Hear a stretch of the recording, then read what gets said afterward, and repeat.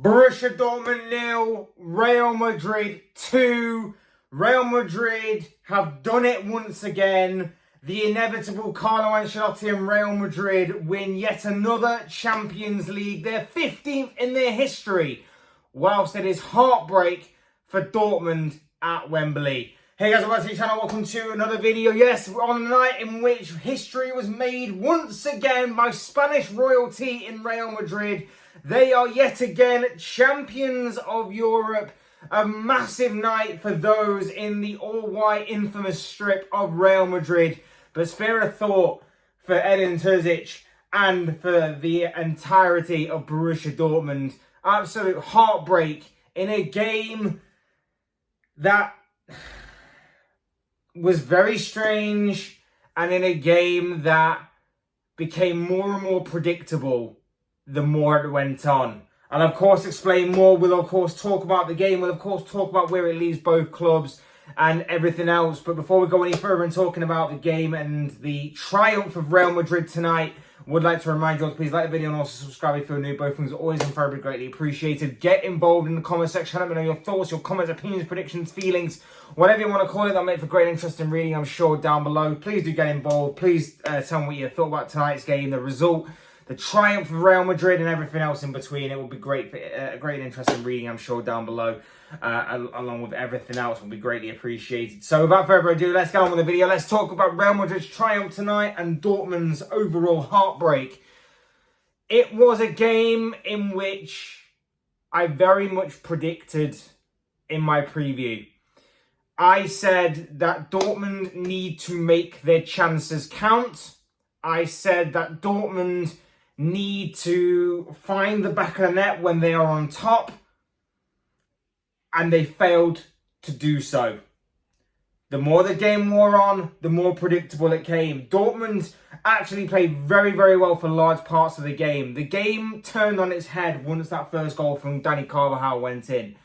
But up until that point, Dortmund were brilliant. Dortmund were restricting Real Madrid to only long shots. They weren't really troubling the Dortmund goalkeeper. And going forward, they were a constant threat. Adeyemi on that left-hand side, he'll be kicking himself for missing a couple of opportunities in the first half, and he'll be left with some sleepless nights, I'm sure, in the aftermath of this game.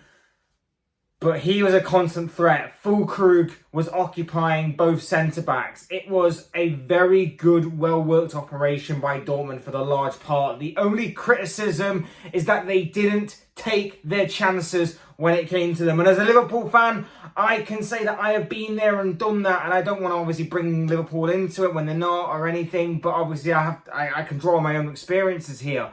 A couple of years ago, Liverpool were all over Real Madrid. And we still lost. We still lost. We were all over them, but we still lost because we didn't take our chances. And Courtois was having an incredible game. In this situation, again, Courtois made a few decent saves and a couple of smart stops. But overall, Dortmund just didn't take their chances. And that is the only criticism I think you can have of Dortmund tonight. Other than, obviously, two lapses in concentration for both Real Madrid goals. Dani Carvajal, late into the second half, of course, heads home and breaks the deadlock for the game. A lapse in concentration. I think Füllkrug is meant to be picking him up. It's a simple run by Carvajal just to lose him and then to flick on the header towards goal. And he does that brilliantly. It's a brilliant header from the right back. And then Ian Maatsen with a very lazy and very lapse in concentration pass across his own area. Finds Bellingham, and Bellingham sets up Vinicius Jr. to score his goal in this final. Another goal in the final for him. And that really did put the game to bed as far as what Real Madrid were concerned. They, like I said, they weren't brilliant, Real Madrid. They weren't great at all, in my personal opinion. I think second half, as soon as that goal goes in from Carvajal, I think they start to come out a bit more, trying to kill the game off. They force the Dortmund goalkeeper into making a few more decent saves. Cruz had a couple of opportunities from a couple of free kicks. Carvajal, I think, had another opportunity. Nacho from a corner, I think, forced the goalkeeper into a decent save as well. So it wasn't until that first goal that Real Madrid started to play to try and put the game to bed. And unfortunately, there was no fairy tale ending for any of those men in yellow of Borussia Dortmund or even for Marco Reus. But it was the perfect fairy tale end for Toni Kroos, who obviously played his last game for Real Madrid tonight. Another great performance from him. And yet he is going home with his 6th Champions League winners medal. An absolutely incredible career, an absolutely incredible incredible resume he's got. An absolutely phenomenal resume that he has. Brilliant night for Jude Bellingham, of course, on the winning side. What a first season he has had in collecting silverware for Real Madrid. A League and Champions League double for him. Vinicius Jr. again gets another goal in the final and, of course, helps them along their way to winning yet another Champions League. Like I say, I don't think Real Madrid played brilliantly tonight. But again, they are inevitable in this competition. This competition just seems to really to really play into their hands no matter what. They ride their luck at times, and let's face it, tonight, if Dortmund were a bit more sharper, if Dortmund were a bit more clinical and ruthless in front of goal, maybe it could have been a different story, and maybe we could have been talking about a miraculous underdog story, a perfect fairy tale ending for Dortmund. But a lack of clinical edge, a lack of a prolific nature up front really cost Dortmund tonight, which is a shame because I thought, like I said, I thought they played brilliantly well. I thought the 2 centre-backs in Hummels and Schlotterbeck for about 80 of the 90 minutes were absolutely imperious. I thought they were absolutely phenomenal. Adeyemi, like I said, on one side was absolutely a thorn in the side of that Real Madrid back line. I thought the midfield of Chan, I thought he was very disciplined tonight. I thought he played very well. I thought Sabitzer was pretty good as well. Füllkrug, like I say, was another thorn in the side of that Real Madrid defence. But they didn't make it count where it mattered most in terms of goals. And it ultimately come back to cost them and bite them. And again, Dortmund go with this nearly team, you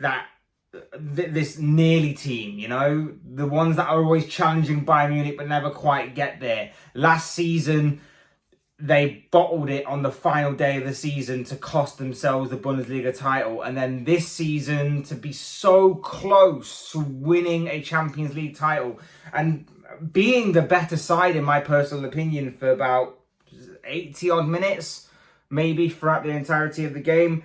I feel so sorry for them, and it's so unfortunate that that tonight it just wasn't to be for them. For Madrid, like I say, history makers once again. They reclaim their crown on Champions League football and of European football as the kings. 15 times Champions League winners. Absolutely incredible, absolutely phenomenal, but like I say, a bit boring because we have seen this time and time again. And you know what the scary thing is as well? The scary thing is this could get worse for everybody that's not a Real Madrid fan. The arrival in the summer of the likes of Endrick, Kylian Mbappe, and God knows who else they've got waiting in the wings could signal that their stranglehold, their dominance on Champions League football and European football as a whole is only going to get stronger. That is the terrifying thing that's from tonight. Look, again, I don't think they were great, but they always find a way to win. We've seen it in this competition this season alone as well as previous years. I already mentioned the Liverpool game of a couple of years ago, but the winning on penalties against Manchester City, the quick fire double in the incredible comeback against Bayern Munich in the semi-final. Those are just two examples of Madrid maybe not being at their best, but still finding ways to win, still finding ways to get the job done when it matters most. Yes, it has become predictable. Yes, it has become tiring. Yes, it has become a bit boring. But you know what? Somehow, some way, they managed to do it. And Carlo Ancelotti, once again, Don Carlo, has masterminded yet another Champions League triumph. Phenomenal record for him. Phenomenal record for Real Madrid.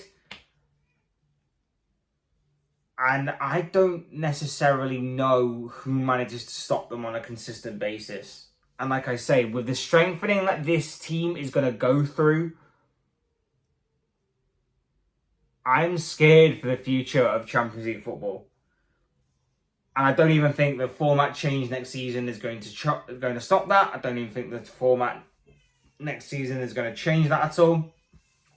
But like I say, Endrick coming in, you could tell tonight that they were lacking a bit of something in the final third round Madrid. And that was basically having a proven and proper striker. That changes next season. Obviously, they're bringing in Endrick, they'll bring in Mbappe. That does change next season. So they only reinforce that particular area.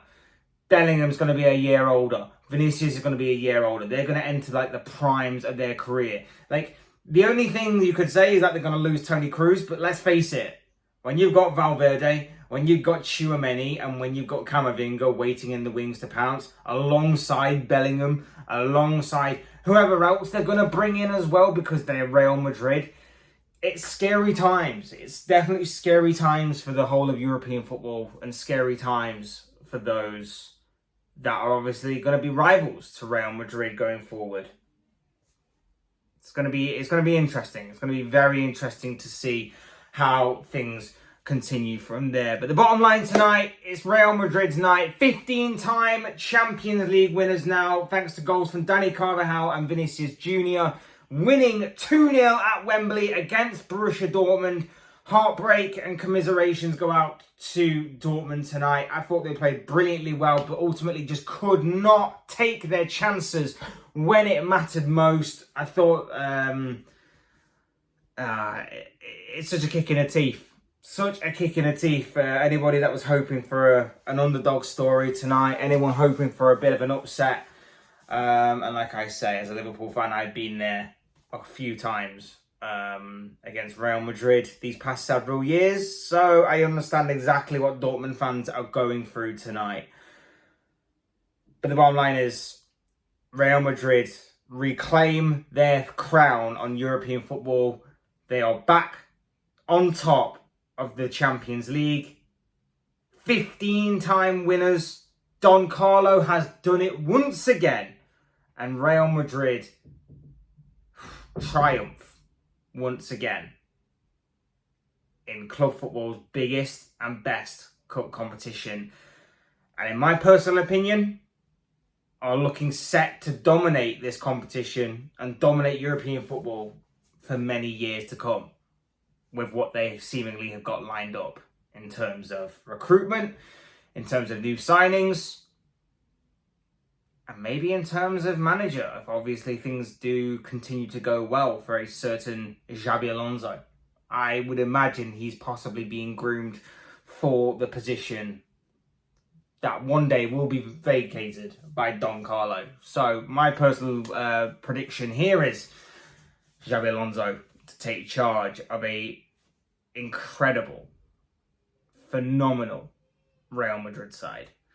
Anyway, those are just the thoughts, comments, opinions, predictions, feelings, whatever you want to call it, of this guy. I want to know what you guys think. What do you make of tonight's game? What do you make of the Champions League final? What do you make of Dortmund's heartbreak, Real Madrid's triumph, and everything else in between? I'd love to know your thoughts, comments, opinions, predictions, feelings, whatever you want to call it, down below in the comment section, because I'm sure it'll make for interesting and great reading. Otherwise, hit the like button on the way out if you enjoy videos. Subscribe if you are new or want to see more content like this. Both things are always ever be greatly appreciated. Get involved in the comment section. Like I say, please, people, I would love to obviously hear from you all. All of that will be greatly appreciated. Otherwise, thanks everyone for watching and listening. I've been Fletch. This has been another Fletch Talks video, and I will see you all again soon in another video or live stream or whatever it may be. Cheers, guys. Thanks everyone for watching. Take care. Enjoy the rest of your night.